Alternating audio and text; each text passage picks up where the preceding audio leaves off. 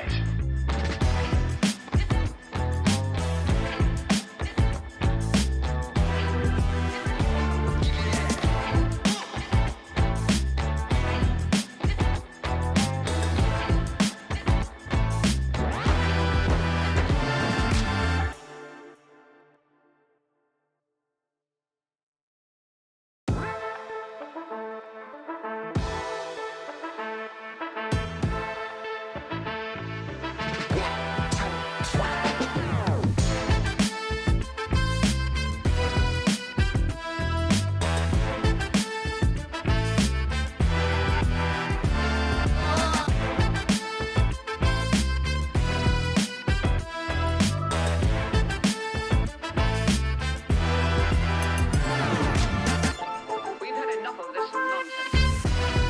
This is the Community Clubhouse Monetization panel. My name is Ed Hartman. I'm one of the co-founders of Community Clubhouse. So thanks for joining us today. This is going to be a very interesting panel that has better than 50 years of experience in the gaming space, spanning indie all the way to AAA.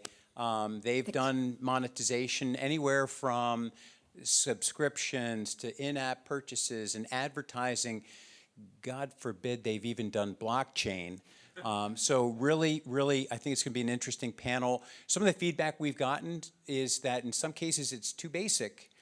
This panel does span all the way from basic to advanced. So if they don't touch on something that is very specific to you or is advanced enough for you, I'm sure there'll be time at the end for questions. All right. So without further ado, Martine. Great. Thanks so much. Well, big welcome to everyone, of course. Like before I want to know more about you guys in the audience and what you're looking for, let's first kick off with a little bit of introduction of our panelists. Ben, can I start with you? Yes, indeed. I am Ben Kvalo, founder CEO of Midwest Games, a publisher trying to change where games come from by better supporting studios in underserved regions around the world. We're based in Green Bay, Wisconsin, in the U.S. I left Netflix after helping to build their games division from the ground up to build my own publisher. Hey everyone, I'm Josh Loveridge, director of Stratton Studios. Stratton's primarily and has historically been a co-development studio. It's 200 plus strong, but over the last 12 months we've bolstered our IP catalog, so we're now publishing our own IP-based games. An example of one of the games we're publishing is the PGA Tour mobile game. I'm Phil Moore. I'm one of the founders and CEO of Metica. With Metica, we've only been around for about a year, but we've been in the gaming space for about 15 years. We sold the first gaming technology company to King in 2014, then did another one which we sold to Apple. So we've been around the block for quite a while, and what we focus on is helping games to increase LTV, so improving monetization through IAPs, live ops, rewarded ads, and then using all of that to drive better return of ad spend. Yeah. And Phil was a last-minute addition to the panel, and thank you so much for joining. So he's not party crashing, because he's not up here. He's supposed to be here. And my name is Martine Spaans. I'm the general manager of the Dutch Games Association, but next to that, I'm also a mobile game publisher specialized in free-to-play casual games. So that's kind of where my monetization experience comes in. So, like I said, now I kind of want to get a feeling who we have in the audience right here. So, just like a quick raise of hands, who here is working as an indie developer? Couple in there, all right, right. Like monetization experts. Very good. You're like, I don't know. Who works for bigger studios, like not calling themselves indie. All right, very nice, thanks. And well, I'll stop it there because I can go down the line and like ask all kinds of professions. Just wondering, I guess this is mainly directed at the indies. Who already has their monetization strategy fully figured out? Okay, so all of the indies are basically I'm still thinking about it, right? Okay, so you come to the right place. You come to the right place for that. I first, there's a lot we're going to cover. Like, we're going to kind of kick it off with a little bit PC and console developments, and then like slowly going to move the panel towards mobile, just to make sure that kind of touch upon all the different platforms. So kind of kicking off with PC first. Looking at Steam in 2023, there were about almost 15,000 games coming out. So what do we expect in the trend of Steam? Like, is this expected to keep up? And like, how will it affect the sort of monetization potential on the platform? Yeah, so Steam is getting just a massive amount. We already are at, I think, over 11,000 games on Steam so far this year. So we're getting in a territory where, maybe in a year or 2 years, we're having 20,000 games coming out. Now, does that trend, is that the peak and it's going to start to go down? Like, there's so much fundraising that happens, and we're going to start to see some of those games come out if they continue to get funds in, because they're not getting funds in right now. What is that peak? And no matter what, there's just so many titles. Like, cutting through the noise is by far the biggest challenge, and like that's squarely what we're working in, is how do you break through, and you have to get clever with your approach in order to even have a chance in market, and you have to know the platform really well. And every little advantage makes a difference. And for us, we think about a lot of the showcases. Like, showcases drive wish lists. Wish lists are the best indicator of ultimately success on PC. But then how do you do something on top of it that can create a moment in time that it becomes a talkable moment for folks to really rally around your title, and then you use that momentum to build off into the future. But it's really difficult right now. Like, I'm not gonna undersell that. Like, it's tough on PC, but there's still a ton of opportunity. We see people succeed pretty consistently on it. But just know what you're getting yourself into within the PC realm. I think from our perspective, we took quite an odd approach about 2 years ago. We decided that Steam wasn't the platform for us. We decided that I had this thesis, and my thesis was that to build a strong community around the games we build, you need to build that community ourselves. And they need to come to us for our games, not to direct platforms. So we started to focus on direct-to-consumer approaches through delivery methods like Web GPU, when we really focused on, okay, let's build brand champions that are going to promote our games for us. Let's focus on providing value to the consumers that would want to play our games, and then by proxy, the monetization will come. So we adopted that strategy. Luckily, all the games that we have published and worked on over the last 2 years, we had made all the money back that we used for development before the game had even launched. And we done that through a variety of monetization strategies, like partnering with big brand sponsorships and stuff like that. A great example of how we've had to adapt to this strategy is, there's a Roblox game that we work very closely with. It's got 600 million monthly active users, which is a lot. If I told you guys the revenue that game generates a year, it's under $1 million, which is, like, I want you to take that in for a sec. 600 million players and under $1 million in revenue. So how we have drove value for that studio has been an alternate monetization strategy. So I've been in that kind of realm for the last 2 years. That's kind of my kind of context, I suppose, to provide on that side. So I think you mentioning Roblox here, I think if we don't just look at Steam, but like across the board of a lot of these platforms, it's really hard to cut through the noise. I think that's the biggest challenge. So when we help gaming companies, we normally first look at retention, because we strongly believe that's the one thing you can't really fix. If it's not strong, yes, you can improve it, but if it's sort of inherently broken, you can't really improve that. So we think having these platforms, and we work quite a lot with lots of Roblox games. We don't do too much Steam, but if you take that, once the retention is really good, you have to very quickly start looking at monetization, because if that works, you can actually start scaling. and that's a way then to cut through the noise. I mean, be smart about it, but ultimately, you really want to get around advertising using other means, and you need monetization in place in order to do that. Yeah, I do notice that, like you say, a lot of developers are just like looking for alternative sort of distribution outlets. Like, okay, Steam is so crowded, where do I go now? Well, do I go to Roblox? But like, what about web, like HTML5 web opportunities? Do you guys see sort of, any opportunities in that? So like 5 years ago, if you'd asked me about web, I'd say it's dead. I was like, no one's playing games there. It's in the web. HTML5, Flash, no. I've changed that opinion completely. I'm now one of the biggest advocates for direct-to-consumer web GPU-based experiences, people can provide. And we're not the only ones doing this. There's a little company called Scopely that's over 40% of their revenue is generated from the web. These are numbers and territory that we have not seen before. We need to start thinking of what is the fastest way, the time to play. The TTP. That's literally what we need.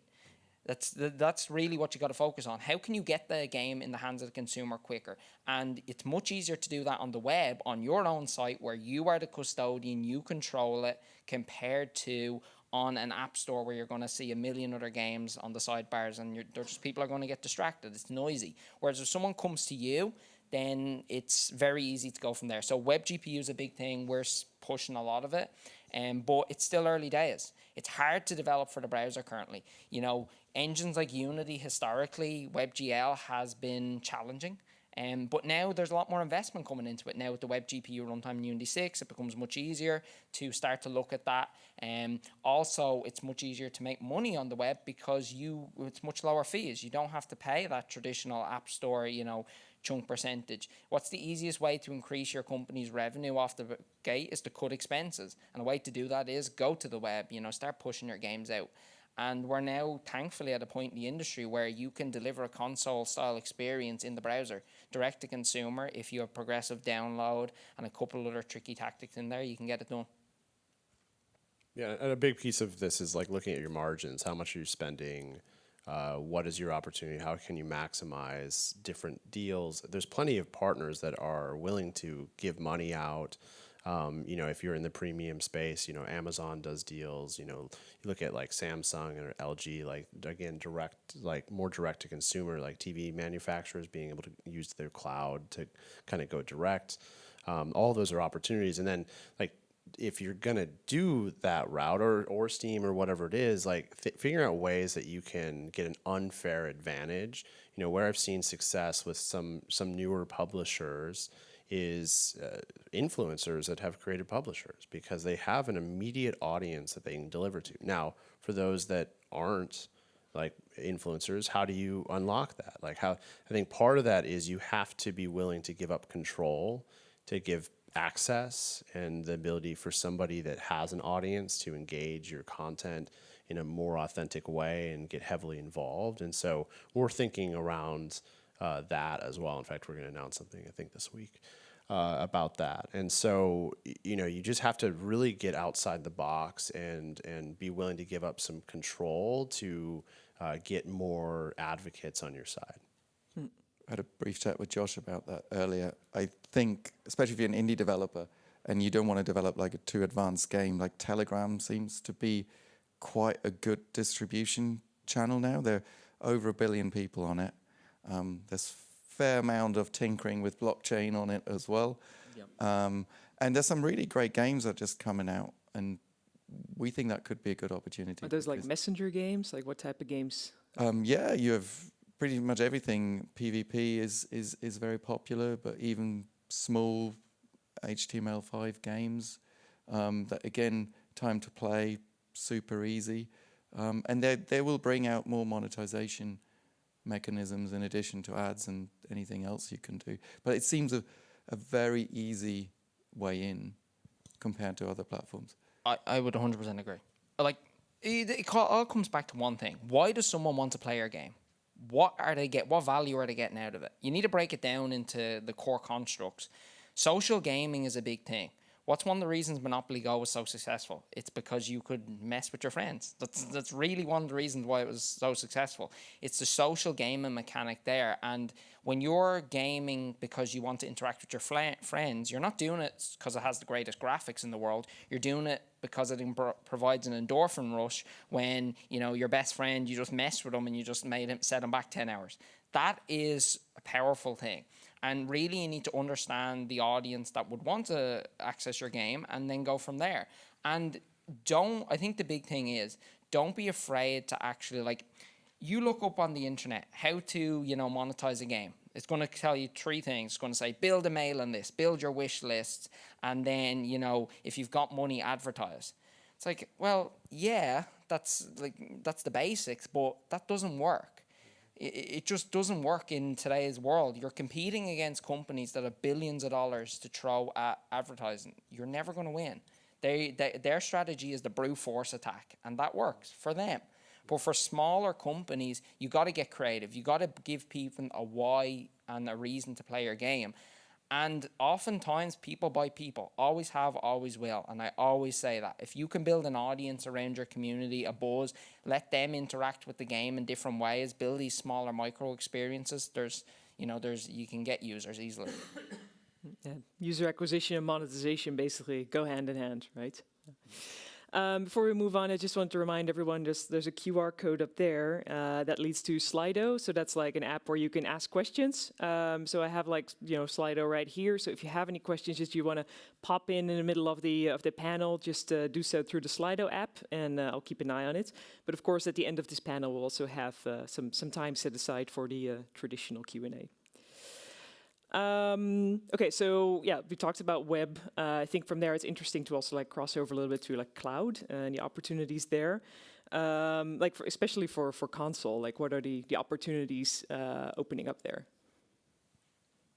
I mean, cloud is, obviously has been something that's been this thing that people have wanted for quite a long time at this point, and people have been trying, but we are on the verge of getting to a place where it's actually viable and accessible in larger ways. And so in the next 5 to 10 years, we're going to see that really disrupt the current ways of things. I think it's going to disrupt mobile in a major way, because mobile, the whole point of it is it's very accessible. And if you can have premium experiences at your fingertips, the free-to-play type of monetization is going to go away, because people and I come from Netflix, they can serve high-quality games potentially on the cloud. That's just a compelling value proposition. And when that value proposition scales appropriately, it's going to disrupt a ton of things. But my big bet is that free-to-play is going to be the first one, and then console will eventually be down the line. We have to start with smaller indie experiences to begin with, and then it will build as technology continues to improve and scale, and larger experiences go on to that. And so cloud is just, it's this thing that's coming. And I think part of the reason we've seen such a disruption in one of many pieces in the industry lately is that businesses are starting to plan for that and think about what is this next phase in the industry, and they're trying to reconfigure so that they set themselves up well and taking bets in how that is. But who knows what it's going to actually look like as we kind of move forward. Cloud's an interesting one. From a technical perspective, cloud's challenging right now. Very challenging. When someone says cloud to me, my hat comes off from a monetization piece. It comes back to a technical competency perspective from dev teams. It's difficult and challenging to scale that up right now. I think in 12 months, 24 months, when teams become more assorted with it, it will potentially be a thing. But it comes back, for me, it always comes back to the core value. What is the actual value that's going to provide? It's just going to provide easier accessible experiences, which is going to change what what the market perceives as, successful, especially on mobile and stuff like that. I think it's going to have a big impact. But we'll find out. For me, it's like the tech challenge needs to get solved first, then worry about it later. Got not too much to add, but I would say free to play is probably first as well. I would say. It's kind of more the leaner development first, and then like whenever works there, we'll follow the rest. Right. We do have some audience questions popping in, so I'm just gonna slide those in. First one is, can you please talk a bit about the do's and don'ts of the growth strategy of a subscription-based game? I wish we had a subscription expert here. So, I mean, what you have to know if you're going to build a game and try to get it on subscription, there's limited slots on what it is. There's only so many services that are really doing it. You have a ceiling on your game. You're only going to get so much from that over a certain term. So you need to have plans for it to go elsewhere besides subscription. I look at subscription as like a final place rather than a first place, where you build an audience. When we focus Steam first, then move to console, and then we look at the subscription potential of a game and bring it to, because it's additional dollars down the line. But if you go first, and you sign with a Netflix, you sign with somebody else, you just went out at your peak moment and you have a ceiling, and that's a big challenge unless you're planning for that and you develop appropriately and your margins are right, and you can get those dollars in. Then it's a way to definitely make money, make more products over time. But again, there's only so many doing it right now. I think there's going to end up being a subscription, in the same way there's the streaming wars and all that kind of stuff. There's going to be the same thing that happens in games eventually, and more and more and more are going to get into it. And if you get in early during that, that's when they pay the most amount of money. When they're first building services, they pay way more than they do a couple of years down the road when they have kind of their deal structures kind of figured out. And so if you're an early adopter, it's a great way to get some immediate dollars in on different projects. And they usually cover all the production costs. They will have a built-in marketing audience, which is really key. And it's a great exposure point, especially if you're planning to build your IP over time. You're going to get mass exposure on some of these services, and that's going to help you create awareness. And we even saw it, with games growing outside. When we release on Netflix, a game that it's on Steam will spike on Steam despite it being free, part of the subscription on Netflix. But you see the spike elsewhere because it's an exposure point. And if you play on Steam, you play on Steam, and you're reminded, oh yeah, I wanted to play that game, and then you go buy it. I think it also depends a little bit, what you're trying, as you said, what you're trying to achieve. Yep. I've seen some really good examples and some bad examples. Yep. So good examples is if you have a game that has amazing retention, that's, I think, when you can think about putting it on subscription, because you will get the share of the subscription rolling in. And we've seen there's a lot with Apple Arcade, of course, where that's true. If the retention is good, you make money. But we also seen the really bad examples where games that didn't work in free-to-play, the monetization has been ripped out and then put onto a subscription platform. I can't remember which one it was, but there's one sort of match 3 where they removed all the monetization, so you can't buy new you can't buy new lives and stuff. So you have all the pay barriers, but you can't pay. That's obviously a terrible. So they became play barriers, basically. Play barriers, exactly. So I think, I would go back to retention. If your retention is good, but you don't think you can monetize, I think that could be a good opportunity. Yeah, I mean, the big thing with subscription, try to negotiate a deal where, based on performance, you get more over time. It's something that people are definitely hesitant to do in the subscription world, but try to negotiate it, because that is where you can drive initial value, and then if it performs well, you can get additional value on top of that, which I think is a huge opportunity to drive some more money into what you're doing. From my side, we've developed and done a lot of co-dev on games that have gone the subscription route. Ourselves, we've never actually published one, so I don't necessarily know how that all rolls up. The one thing I can say is that you need to be very careful about changing the gameplay to fit a subscription mentality, and because otherwise it doesn't fit. Like, it's a different style, and it's very hard to go for. If you develop your game for subscription, it's going to be a subscription game. It's very hard to take that back and then go freemium, or then you could go premium, but it limits you. And I think that, for me, just thinking about it, I'd see it as a lead magnet a lot of the time to get exposure for your studio out there and go from there, and then try and get people, especially if you put one game on subscription and you've 6 that are premium or freemium, well, then people are going to play your other games by proxy of seeing you made a good game. So you can use it in that facet. A little bit of a left field one, me interpreting subscription a little bit different. But there's a big trend at the moment of playable apps coming out, where, apps about, I don't know, fixing your relationship, or about mental training, or other things that are heavily gamified, and you could argue are a game, and they're monetizing extremely well through subscription. And that seems to be a big trend. Even big gaming VCs are now investing in these apps, and they're heavily subscription monetized. So if you start from subscription as your basis, maybe have a look a little bit at that as well, because that seems to be taking off at the moment. And Duolingo has been taking my money for years. Yeah. But it's an interesting point of what you're touching, because like we're talking about subscription here, I think we're mainly like talking like Apple Arcade, like multiple games in one subscription.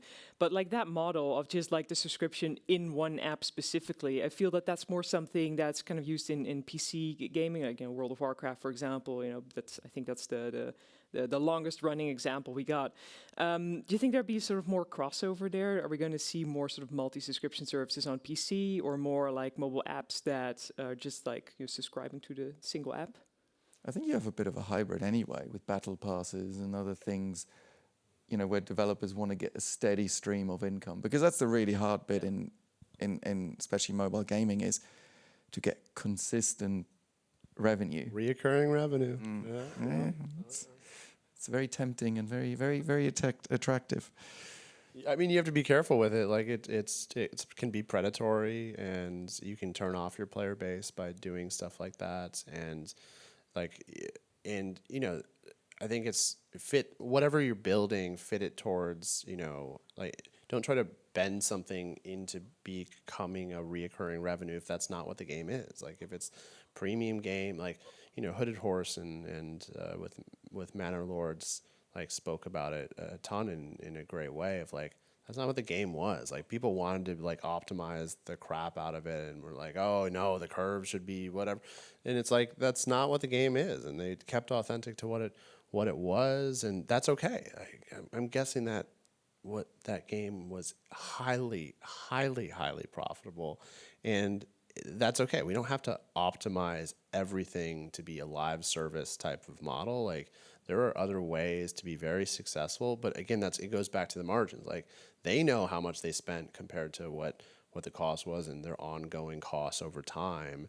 As long as you're managing that well, like, there's a lot of different ways to succeed across different monetization types.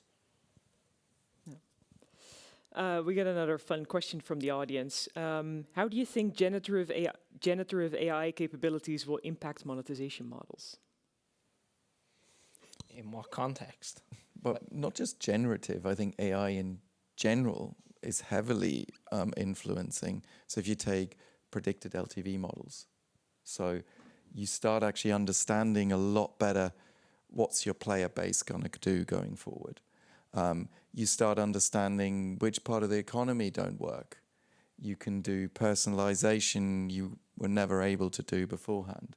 So even simple things like think about regional price point optimization. It seems easy, but actually putting it into action is really hard, and you're leaving a lot of money on the table because you normally do global optimizations. Other things like even data science and analysis. We're a strong believer of, AI, machine learning really will make it easy for smaller teams to do what big studios like King, for instance, they've got hundreds of data scientists doing the analysis. But a machine can do this. Maybe not today, but I think very, very soon, where you'll have LLMs We're prototyping around that at the moment that will actually tell you what you should be doing, i.e., oh, you should try out this offer or this IEP, or let's say you take rewarded ads. You know, the machine could understand that you're leaving money on the table because some people are watching 5 ads in a row quite happily, whereas others only want one. So I think there is a lot happening there that AI can do. And on the generative side, the biggest use case obviously is advertising, because the biggest lever you have at the moment with the ad networks is through creative optimization. And generative AI makes that possible for everyone to do that at scale. So I think it's a very exciting world where I think smaller teams will be able to do a lot more going forward. I think from what we're seeing on the generative side, like we've implemented a number of like convolutional neural networks on GAN-based diffuser models and a bunch of stuff. All to really, at the core value, was to optimize our development process by proxy making us more money. Great example. Made a match 3 game. It's an okay match 3 game, but it's a match 3 game all the same. Average designer could do 3 boards a day decently. Whereas we made a CNN, which a GAN-based diffuser model, and we were able to generate boards, essentially, for the designer to then work with, and now we've bumped them up to 8 match 3 boards a day they're able to generate, thus reducing their cost of designers by half, essentially. So we've just made more money by not having to gain any more users, which is great. So I think where kind of large language models, neural networks are all going to land is still very early. At the end of the day, it's all about just optimizing time. Time is something that we can never get back, and anything that can give us more time in the development process is going to turbocharge what we're doing. So it'll be used across the board, but then there's a whole other can of worms related to what's the copyright associated with that? Where are these models trained? Are they ethically trained? Like, there's sort of it's still very, very young. And Let's ignore that for now. yeah. Yeah, I mean, and for me, it's all about you like data-driven companies succeed at larger scales. You know, having come from Netflix, like that's the secret of Netflix. It's they're a data-driven company that tests, learn, adjust constantly at all times. And you don't realize it, but you're all like most of the people in the room are probably in a test on their Netflix, and they don't realize it, but they're testing things constantly, trying to always be adjusting over time. And what AI does is just allow you to move so much faster with that process, and potentially like automatically adjust things instead of, you know, where it makes sense. You know, still I think it needs to go through a human lens of like, what is the context? We're in a creative industry, so like you can't. We're a head and heart industry, and you can't do just one side of it. But getting learnings and then giving it to a team to make an informed decision, like that makes you so much better over time. Yeah, make the creativity fueled by the data. Yeah, exactly. I want to switch it up a little bit towards the mobile market. 2 days ago, I think the Fortnite Epic store launched sort of in the iOS environment. I think most of us here in the room are also familiar with the battle between Apple and the European Union about the Digital Market Act. Apple's been fined last June for violating the steering rule of the Digital Market Act, so meaning like they have to allow third-party monetization methods on their hardware and their iOS platform. Last week, Apple also introduced sort of what seems to be a new iteration on it with the alternative payment implementation. Anyway, long story short, there's a lot going on. There's new markets popping up, new opportunities, but at the same time, rules kind of seem to be changing all the time. So, like, what's your take on this in sort of opportunities and things to watch out for? I think from my perspective, it's just always push the boundaries.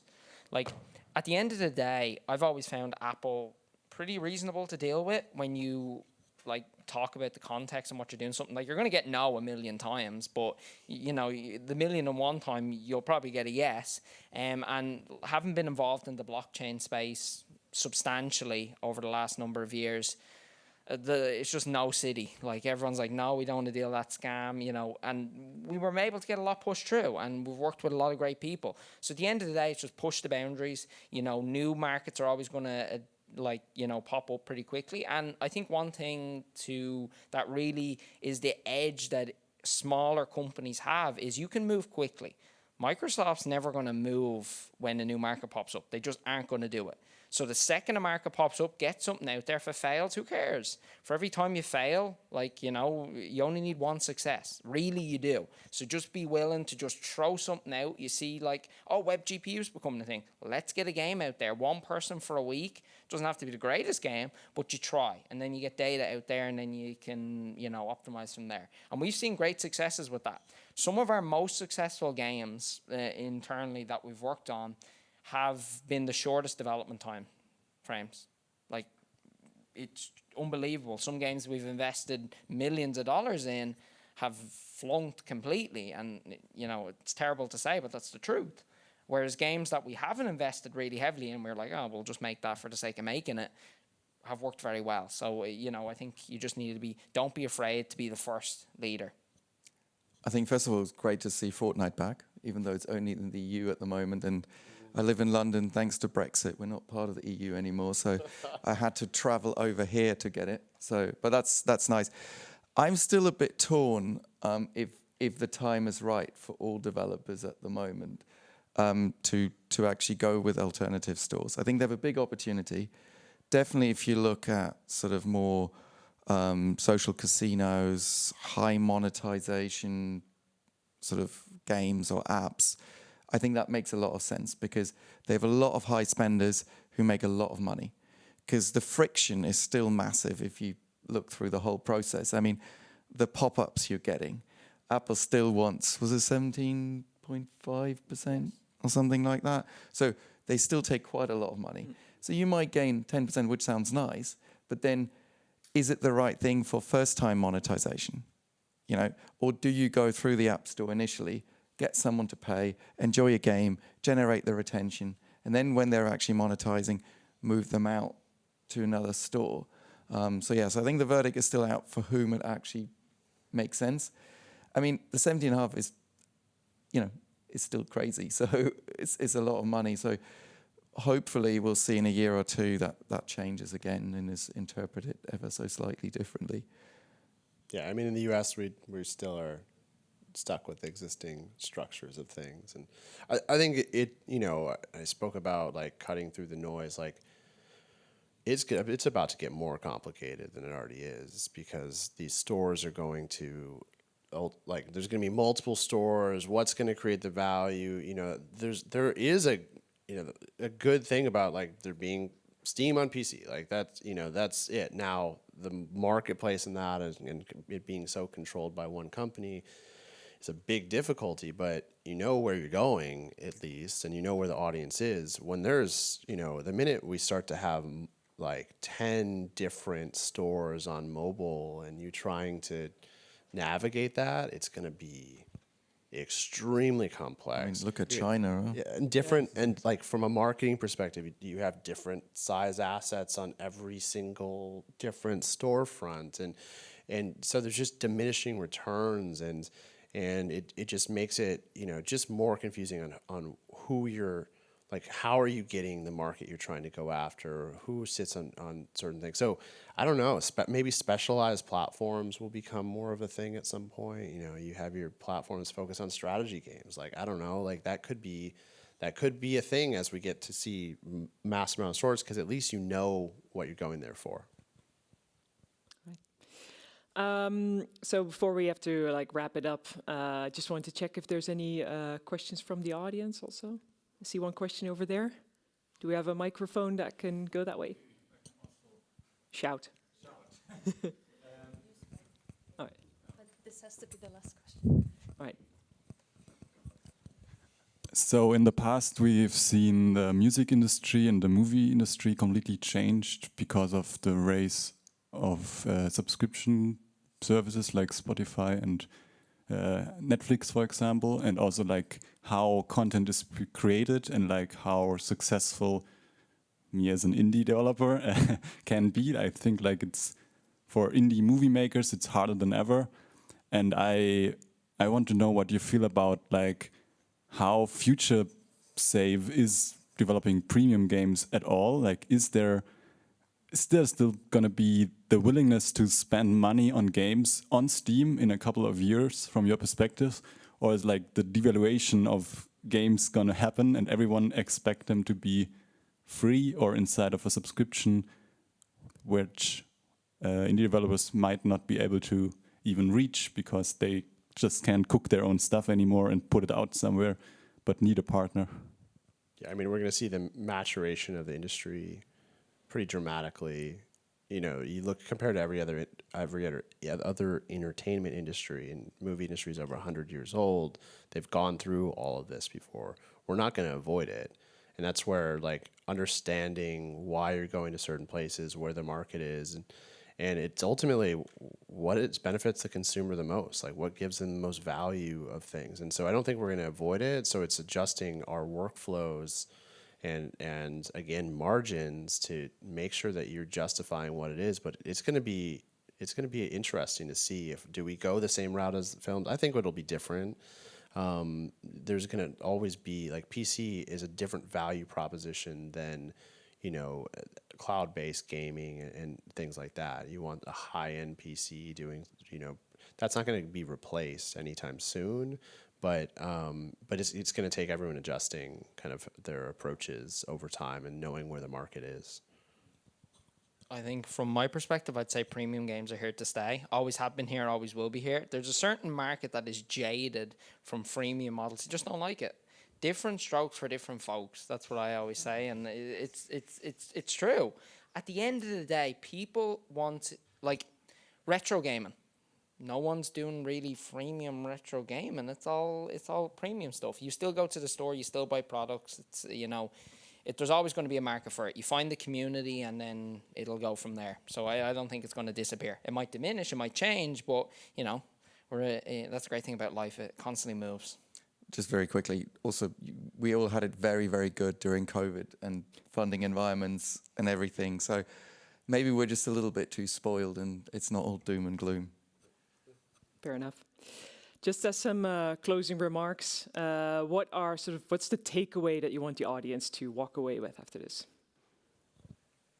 I mean, understand the market and be flex towards, you know, what is happening in the market. You can't be stubborn and stay doing the same things that you've always been doing. It's going to adjust. I would just say talk to your players. They'll often tell you what they're willing to pay for. Yeah, focus on retention and don't be afraid to monetize. All right. I think that about wraps it up. Thanks so much, everyone, and big thanks to our panel.